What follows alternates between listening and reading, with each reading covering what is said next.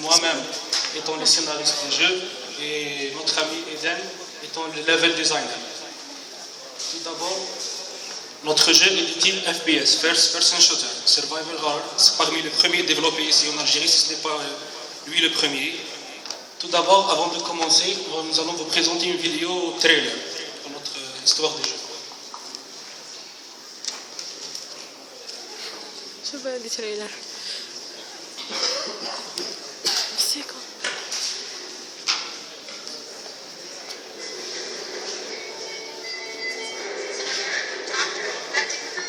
Ebola zombie outbreak has taken out.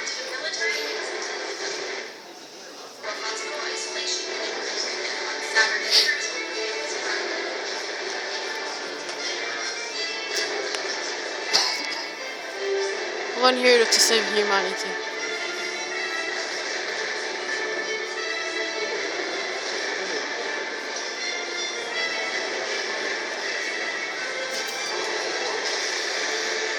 C'est pas gentil de la faire.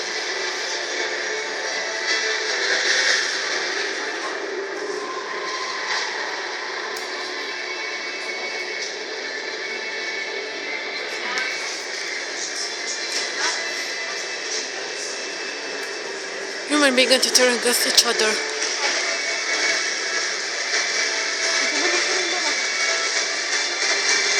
شو فيلمي؟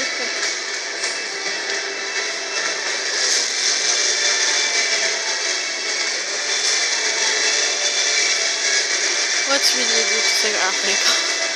هرب l'Europe. Comme présenté, l'histoire se passe ici en Afrique.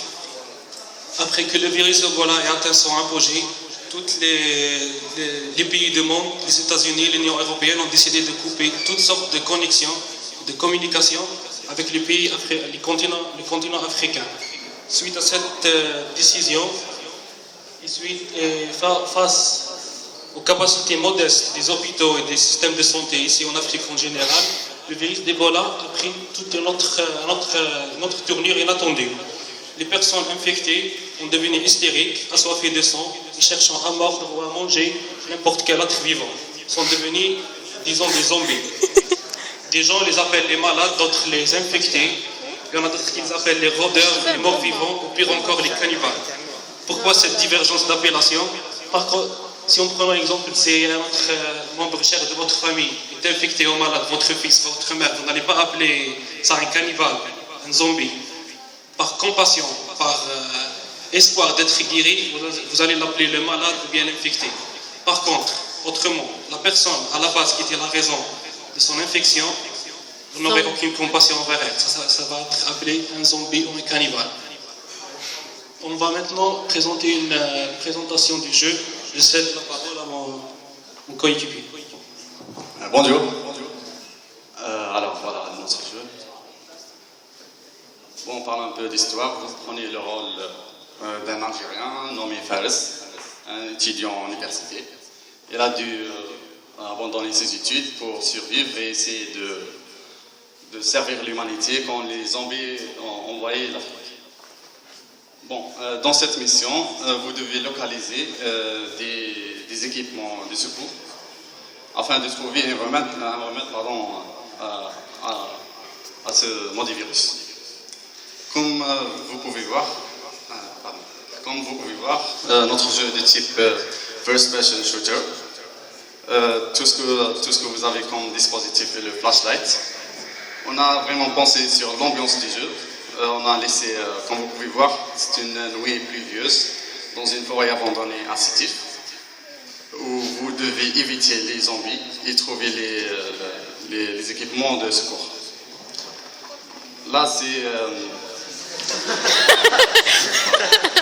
notre système de localisation. Comme vous pouvez voir dans la carte, vous êtes en bas en vert et vous devez trouver le premier équipement, à côté de ce petit campfire. Alors là, c'est bon. À droite, il y a les zombies, si vous pouvez.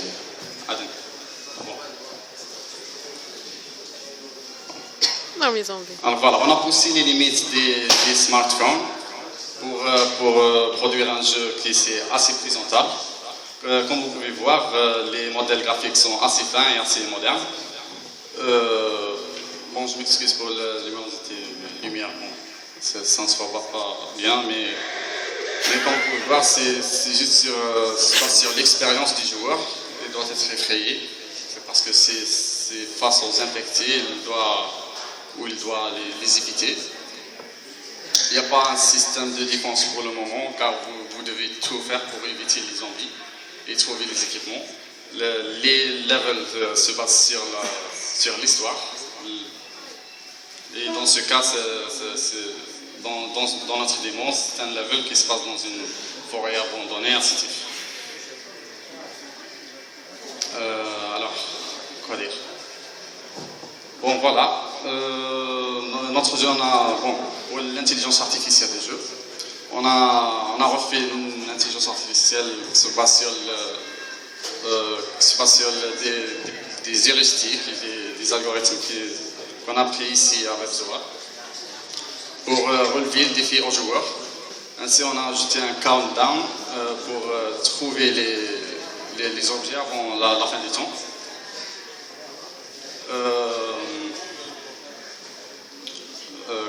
Bon. Ah, bien sûr. Alors voilà, elle se fait attraper par un zombie. C'est une animation. On a visé le réalisme surtout, comme vous pouvez voir les clins d'œil dans le jeu et aussi les animations qui sont réalistes. Bon, on peut passer à autre.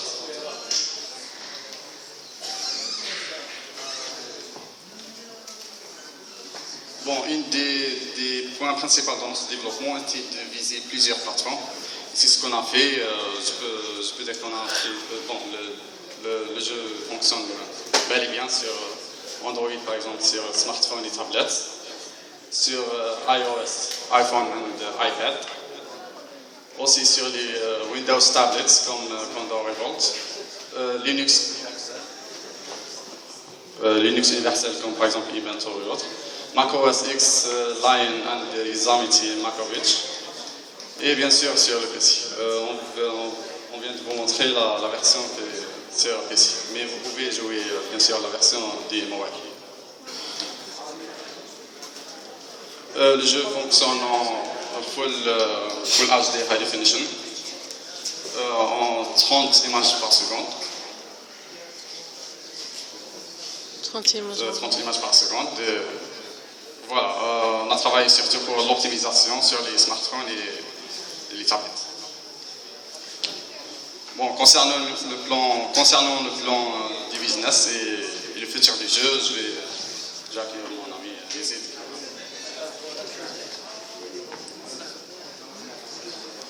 Pour le plan business, le jeu sera, après être terminé et tout, le sera publié gratuitement. Il n'y aura pas de paiement, le jeu est gratuit, donner accès à tout le monde sur n'importe quelle plateforme. Les choses qu'on peut recevoir de l'argent, qui vont être payantes, ce sera de la publicité.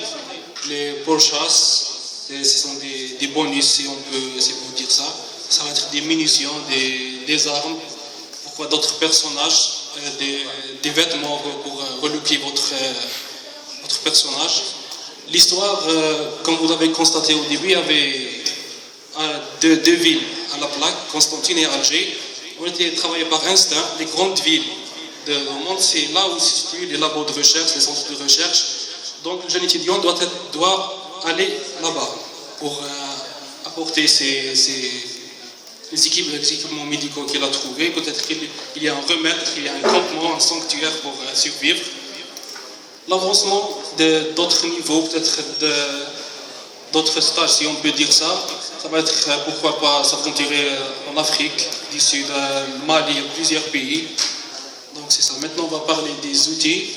C'est la parole à Eden.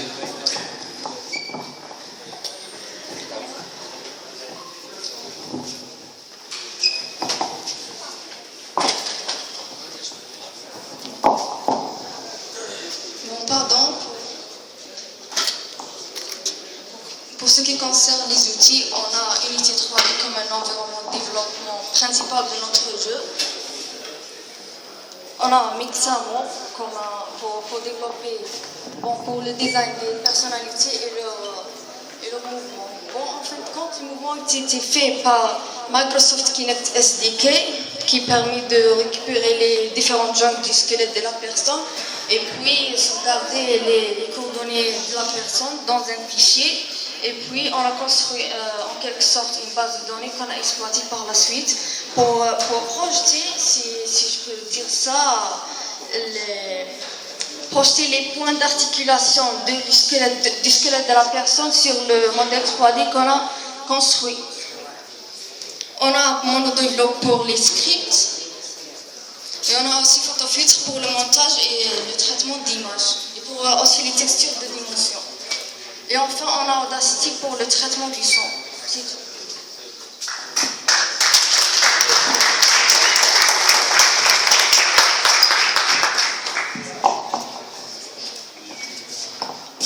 Si c'est bon. Je vous remercie pour votre temps.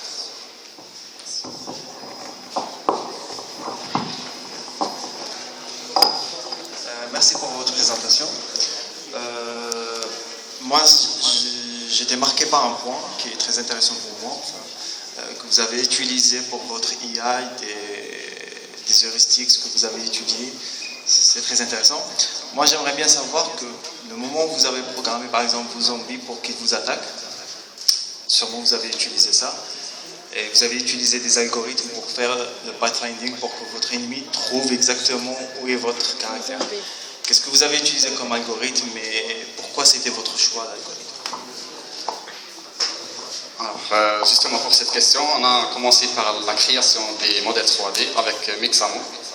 Après, on a fait, comme on a dit, avec la Kinect, on a introduit les animations. Et puis, c'était le défi ultime, c'était de faire un AI des zombies pour qu'ils trouvent les joueurs. Alors, pour ça, on a utilisé un algorithme iTwad. Et enfin, on a fait on l'a modifié de quelque sorte à détecter les occlusions.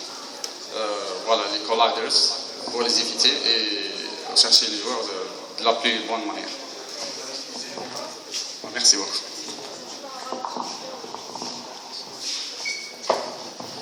Alors, merci pour votre présentation et pour votre travail.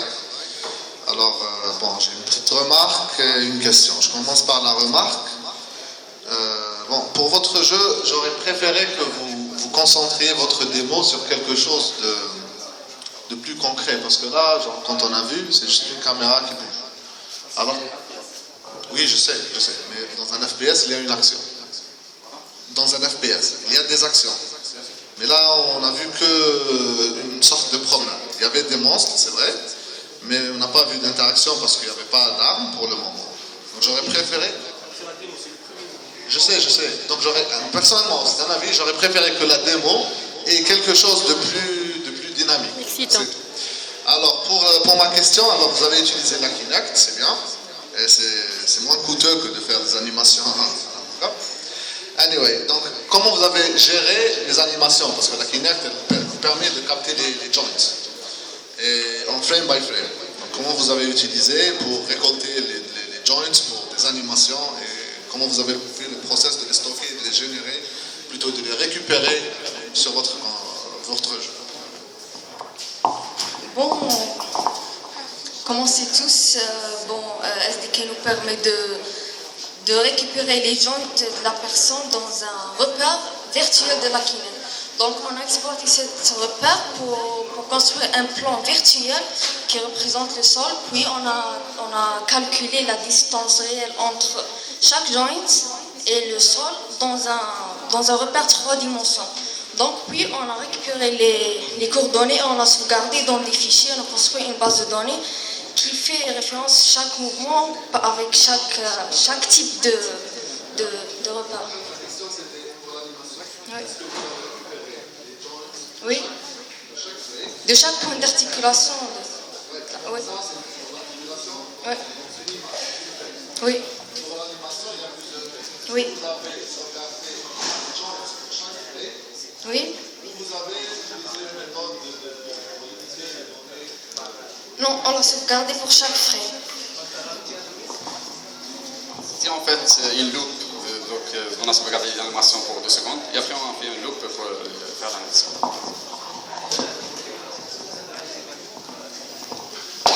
J'ai juste une question par rapport à ce qu'a dit votre camarade concernant elle va utiliser une base de données pour stocker les coordonnées GPS pour ensuite les exploiter dans l'application. Je voudrais un peu plus de détails sur ce point et qu'est-ce que vous avez utilisé pour stocker les données GPS, etc. Les coordonnées. Bon, en fait, quand les données ont été sauvegardées dans des vecteurs et puis dans l'environnement de développement, on associe des conditions. On dit si ce vecteur, il s'agit de ce vecteur, donc il s'agit de ce mouvement. S'il s'agit de ce mouvement, on fait ça et ça.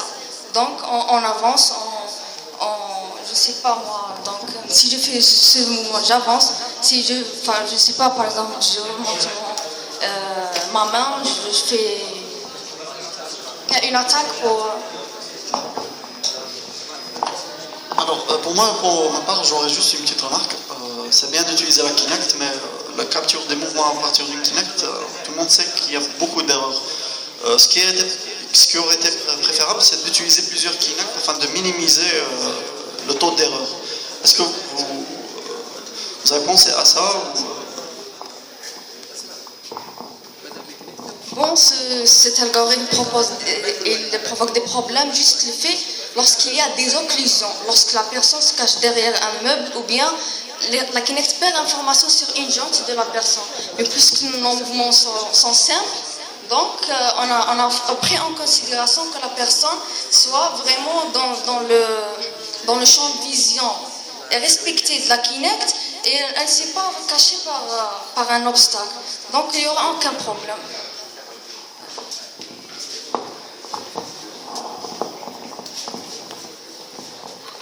L'équipe, it's about execution. Again, execution. C'est bien, j'ai vu un concept, j'ai entendu beaucoup de théories. Ok, c'est bien de faire des mouvements de la captation avec Kinect, après on traduit en animation. Ok, mais ce que j'ai vu moi, c'est un zombie qui fait ça. Quels sont les mouvements quelles sont toutes ces animations-là que vous avez fait? 2, j'entends des keywords, jolis keywords, heuristics, ok. Donc il y a de la AI, ok. Mais A-Star, c'est la base de la AI. A-Star, c'est juste un algorithme de trouver le shortest path. Ok, vous l'avez modifié pour éviter les obstacles et tout. Mais Warrahi, vraiment, la AI au-delà de ça. Et surtout, show me action.